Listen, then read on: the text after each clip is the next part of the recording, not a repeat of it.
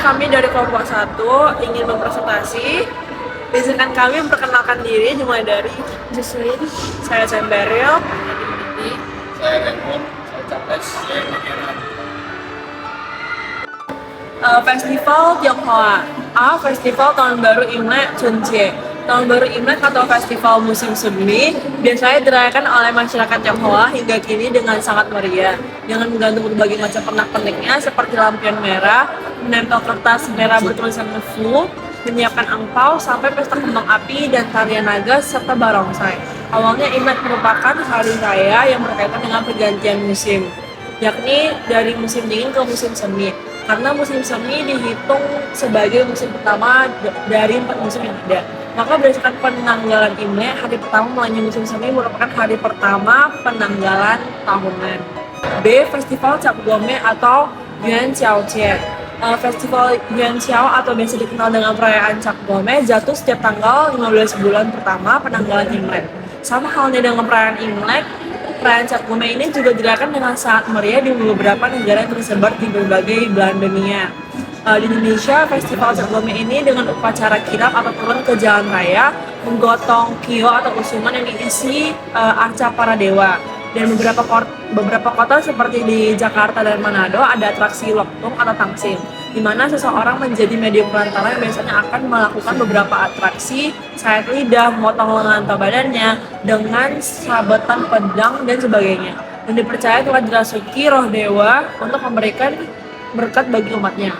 Terus ada C, Festival Cembeng, Qingmingjie. Festival Qingming atau Qingbeng adalah hari di mana masyarakat Tionghoa melakukan ziarah ke kuburan leluhurnya, membersihkan dan bersembayang di makam sambil membawa buah-buahan, kue, makanan, serta karangan bunga. Hari Cembeng biasanya jatuh pada 5 April kalender Masehi. Kegiatan ini untuk penghormatan atau mengenang kepada leluhur atau keluarga yang telah meninggal. Oke, selanjutnya itu Festival Tuan Wu atau Tuan Wu Jie. Nah, Festival Tuan Wu itu sudah ada sejak 2000 tahun yang lalu. Hingga kini ada 2 kegiatan yang dilakukan masyarakat Tionghoa.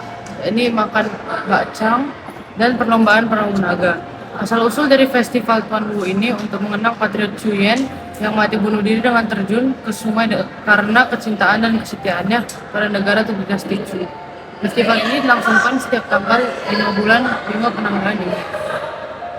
Festival Qixi atau Qixi.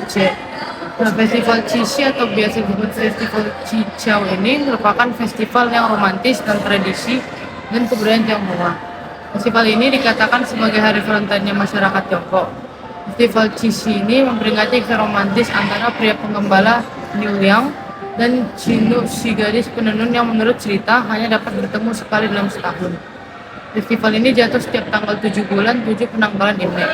Pada malam festival Qixi, gadis-gadis muda melakukan permohonan dan doa agar dapat meningkatkan keterampilan seni dan juga memohon supaya mendapat suami yang setia. Lalu F, Festival Tiongqiu atau Chongyuanjie, festival musim gugur atau biasa disebut dengan Tiongqiu Pia atau makan kue pia atau kue bulan. Ini merupakan hari raya panen. Festival ini dirayakan setiap tanggal 15 bulan 8 penanggalan Imlek. Festival musim gugur dimulai sekitar zaman dinasti Xia dan Shang atau dari 2000 sampai 1600 sebelum Masehi. Pada dinasti Zhou, rakyat merayakan dengan memuja bulan. Pada dinasti Tang, tradisi itu lebih jelas dan rakyat. Pada dinasti Song Selatan atau 1127 sampai 1279 Masehi, orang mulai mengirimkan kue bulan yang bergambar kelinci kepada rekan dan keluarga sebagai simbol hubungan keluarga. Nah, tradisi paling utama yang sampai sekarang masih ada adalah berkumpul bersama keluarga untuk menikmati bulan sambil menikmati penganan khas kue bulan sambil meminum arak atau teh. Festival Chongyan. Festival Chongyan jatuh pada setiap tanggal 9 bulan 9 penanggalan Imlek. Hokian Kaukau. Festival Chongyan memiliki arti panjang umur. Ini juga dirayakan sebagai hari lansia atau lanjut usia oleh warga Tiongkok. Menurut kitab pertama Qing, angka 9 memiliki arti sifat yang atau positif, sementara angka 9 Ciu merupakan angka tertinggi dari angka-angka lainnya dan mempunyai bunyi yang sama dengan Ciu Ciu yang artinya lama-lama, jadi sering diartikan sebagai panjang umur. Festival Chongyan paling ramai diselenggarakan di Hong Kong dan Tiongkok daratan. Pada festival Chongyan, orang sering berkumpul untuk berpesta bersama, menikmati bunga krisan, mendaki gunung, dan makan kue spesial. Festival ini juga dikenal dengan istilah Double Night Festival. Festival Ronde Zhongzhe, festival musim dingin atau di Indonesia lebih dikenal dengan Festival Ronde Jatuh, setiap tanggal 20 Desember kalender Masehi. Pada festival ini biasanya akan dibuat kue onde dan dimakan bersama keluarga. Asal-usul festival ini didasari pada filsafat Tao Yin Yang dan Yang sebagai keseimbangan dan harmoni dalam alam semesta.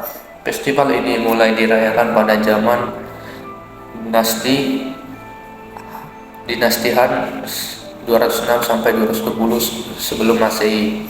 Pada masa kini, festival musim dingin dirayakan dengan sangat meriah seperti di Harbin. Bahkan kota yang terletak di paling utara Cina ini menjadi salah satu dari tempat yang menyelenggarakan festival es dan salju di dunia. Oke teman-teman, tadi kan kita sudah mendengar festival-festival apa saja yang ada di cakupan budaya Tiongkok. Nah, tentu teman-teman sudah pasti tahu dong, ya salah satunya Cap Gome. Nah, jadi kalau misalnya kita menjumpai festival Cap Gome, pasti kan kita akan langsung identik atau tahu bahwa itu merupakan budaya Tiongkok. Nah, tetapi dalam suatu budaya itu cuma tidak identik dengan festival budaya saja, tetapi ada aspek-aspek yang lainnya. Contohnya salah satunya adalah makanan kulinernya. Nah, jadi pada kesempatan kali ini bagian kami akan menjelaskan tentang makanan khas Tiongkok dan beserta makna-maknanya. Jadi makanan khas Tiongkok itu awalnya kan kita cuma tahu oh ini makanannya, tetapi kita tidak tahu makna dari latar belakang dan proses pembuatannya. Jadi kali ini kami akan menjelaskan secara keseluruhan tentang makanan khas budaya Tiongkok beserta dengan maknanya. Nah, kawan-kawan, jadi makna dari makanan Tiongkok itu yang pertama adalah membangun dan memelihara hubungan interpersonal. Nah, jadi makanan itu kan memiliki banyak makna simbolis ya teman-teman. Ya, seperti salah satunya menunjukkan dan membangun hubungan antar manusia dan lingkungan. Terus manusia dengan manusia dan manusia dengan hal-hal lain yang dipercayainya. Contohnya seperti manusia dengan yang di atas, Maha Kuasa. Nah, jadi makanan memiliki makna sosialnya jika dimakan oleh satu kelompok secara bersama-sama atau dimakan pada saat perayaan keagamaan. Salah satunya pada saat merayakan festival musim semi. Nah, jadi pada saat merayakan festival musim semi itu, orang Tiongkok akan makan kue pastel untuk menggambarkan hubungan manusia dengan Tuhannya. Nah, jadi dan contoh lainnya, masyarakat Tiongkok biasanya mentraktir orang lain untuk menandai satu pertemanan yang baru atau meningkatkan suatu hubungan. Nah, sedangkan contoh yang lainnya, acara minum teh pagi. Nah, jadi pada acara minum teh pagi itu biasanya digunakan untuk membicarakan bisnis dan menjadi ajang tukar-menukar informasi sambil merumput teh di pagi hari. Nah, jadi yang kedua teman-teman, yaitu untuk menunjukkan tingkatan antar hubungan personal kita dengan sesama kita. Nah, maksudnya gimana? Ya, jadi yang pertama, kalau misalnya kita beri contoh ya, ada seorang laki-laki dan ada seorang perempuan dan ada seorang bos. Nah, kalau misalnya si laki-laki ini meminta kepada si perempuan itu untuk dikasih roti, ya mungkin si perempuan itu akan mengasih sesuatu yang biasa saja kepada dia karena mereka ya kalau dibilang bisa ya kayak kawan biasa lah. Tapi kalau misalnya si bos ini meminta kepada si perempuan ini yang merupakan karyawannya atau bawahannya, ya pasti si perempuan ini akan memberikan yang terbaik. Ya misalnya sajalah si bos cuma meminta teh, pasti dia akan si cewek ini pasti akan memberikan dengan teh mungkin dengan segi aspek gelas yang bagus atau dengan segi air yang bagus lah bisa dibilang.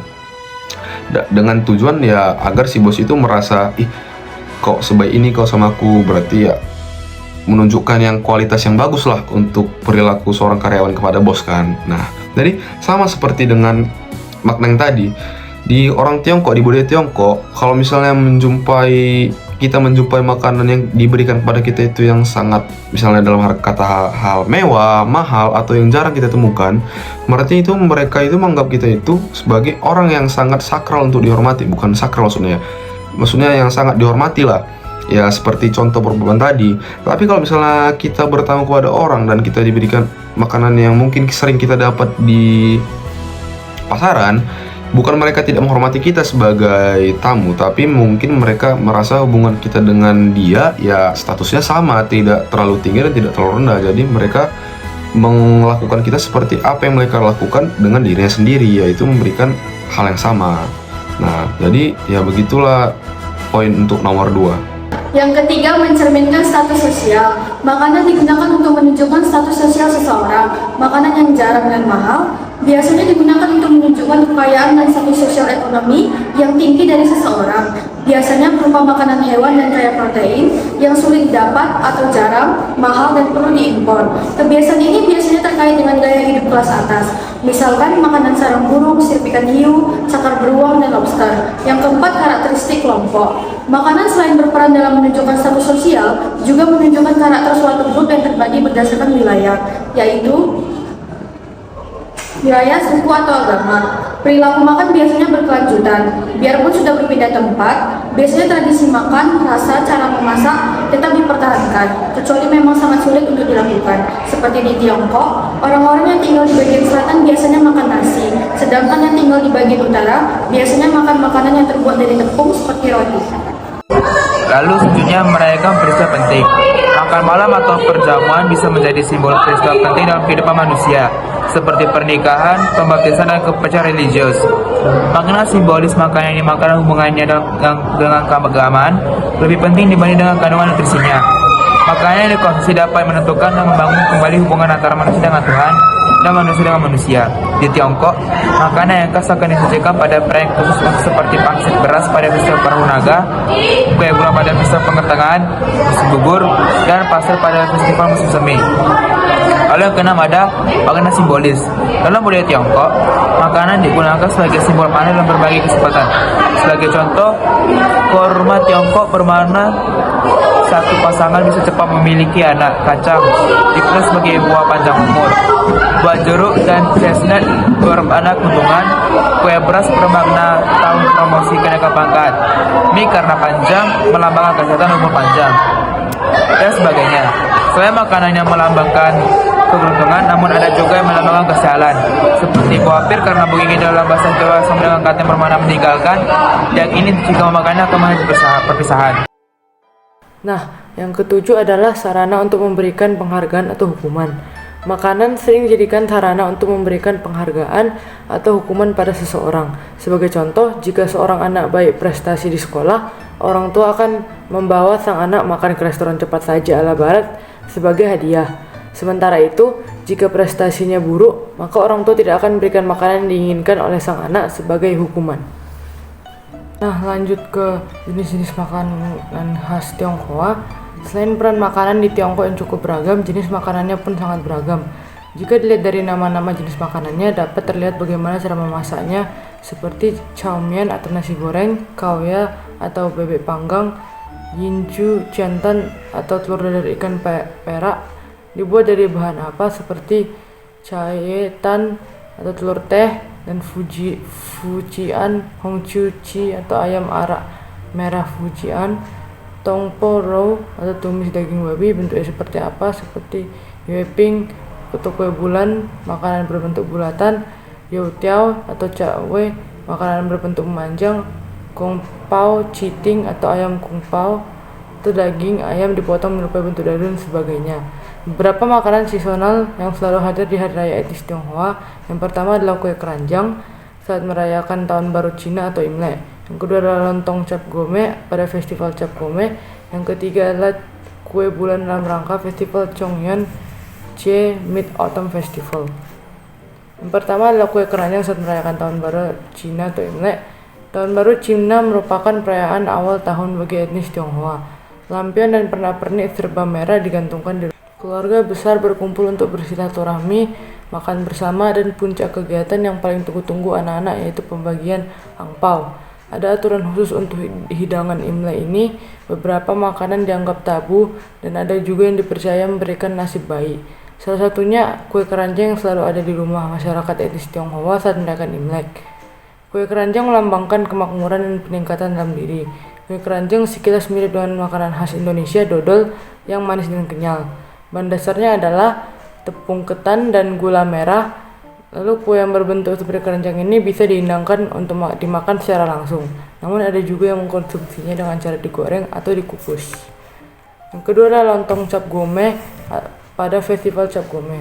Festival Cap Gome juga disebut dengan Festival Lampion di kalangan internasional. Sesuai namanya, Cap Gome berarti 15 hari setelah perayaan Tahun Baru Imlek dan merupakan penutupan dari Hari Raya Imlek. Tujuan perayaan ini adalah untuk menghormati dewa tertinggi dinasti Han dan juga untuk mendoakan orang tua. Dibandingkan perayaan Imlek, Cap Gome biasanya dirayakan lebih meriah dengan penampilan tari naga, barongsai, dan banyak penampilan lainnya.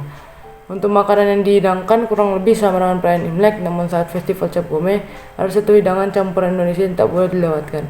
Yap, apalagi kalau bukan lontong cap gome. Lontong dalam hidangan ini dibuat dengan bentuk panjang dari bungkusan daun pisang. Lontong yang panjang dipercaya bisa memberikan panjang umur bagi orang memakannya. Yang ketiga ialah kue bulan dalam rangka Festival Chongyanche atau Mid-Autumn Festival. Festival Chongyanche dikenal dengan nama internasional Mid-Autumn Festival, dirayakan setiap tanggal 15 bulan ke-8 kalender Cina. Konon katanya festival ini untuk merayakan pengorbanan permaisuri Chang'e yang dikenal juga sebagai roh bulan. Festival ini ditandai dengan bulan purnama yang terang. Jika dikaitkan dengan basis pertanian, festival ini juga merupakan perayaan panen raya di Cina. Kue bulan mutlak hukumnya untuk ada saat perayaan festival ini. Memiliki bentuk bulan seperti bulan, kue ini melambangkan kebulatan dan keutuhan. Bahan dasarnya ada tepung, minyak, air tebu, dan golden syrup. Dipadukan dengan isian yang beragam, biasanya berupa pasta, kacang, telur asin, dan banyak lagi isian modern sekarang ini. Kesimpulan dari presentasi di atas dapat kita tarik kesimpulan yakni satu, festival dalam budaya Tionghoa memiliki peran yang sangat penting dalam menjaga dan mewariskan tradisi-tradisi serta identitas budaya dari generasi ke generasi. Dua, makanan khas budaya Tionghoa mencerminkan berbagai aspek dalam kehidupan seperti hubungan antar personal, peristiwa penting yang hal ini menjadi simbol kebersamaan, kekayaan budaya, dan kenangan yang kuat bagi masyarakat Tionghoa. Adapun saran dari kelompok kami adalah sebagai berikut. Yang pertama, tetap melanjutkan penelitian yang lebih mendalam tentang festival-festival spesifik dan makanan khas yang terkait dengan budaya Tionghoa. Ini akan membantu dalam pemahaman yang lebih baik tentang aspek-aspek unik dari festival-festival tersebut dan bagaimana makanan menjadi bagian tak terpisahkan dari perayaan tersebut. Yang kedua, upaya-upaya pelestarian dan pengembangan budaya atau festival atau makanan khas seperti halnya pameran maupun sejenisnya perlu untuk dijalankan agar budaya ini bisa tetap terbawa arus ke era modernisasi. Lalu pertanyaan kelompok, ini adalah salah satu pertanyaan dari kelompok 2. Apakah ada cara khusus orang Tionghoa dalam memakan sesuatu atau budaya makan orang Tionghoa? Jawaban kami itu ada, yaitu yang pertama dalam makan kue keranjang pada awal dinasti Liao atau dari 1907 sampai 1925. Warga di Beijing memiliki tradisi makan kue pada hari pertama bulan pertama. Seiring perkembangannya, terutama pada masa dinasti Ming atau 1368 sampai 1944 dan dinasti Qing atau 1944 sampai 1911, kue keranjang menjadi bagian dari santapan sehari-hari di seluruh Tiongkok. Yang kedua, yaitu dalam memperingati Cap Gome, biasanya masyarakat Tionghoa di Indonesia menghabiskan waktu dengan berkumpul dan makan lontong Cap Gome. Saat menyajikan lontong Cap Gome, piring yang menjadi wadah harus terisi penuh, menjulang tinggi dengan berbagai lauk dan kue yang melimpah. Hal ini dipercaya untuk menandakan doa dan harapan untuk rezeki yang melimpah. Yang ketiga, saat memakan kue bulan, dalam tradisi Tionghoa, kue bulan yang dimakan langsung secara utuh akan dianggap mahal dan tidak sopan. Cara makan kue bulan yang dianjurkan adalah dengan dipotong-potong lalu kemudian dibagi-bagi kepada orang lain.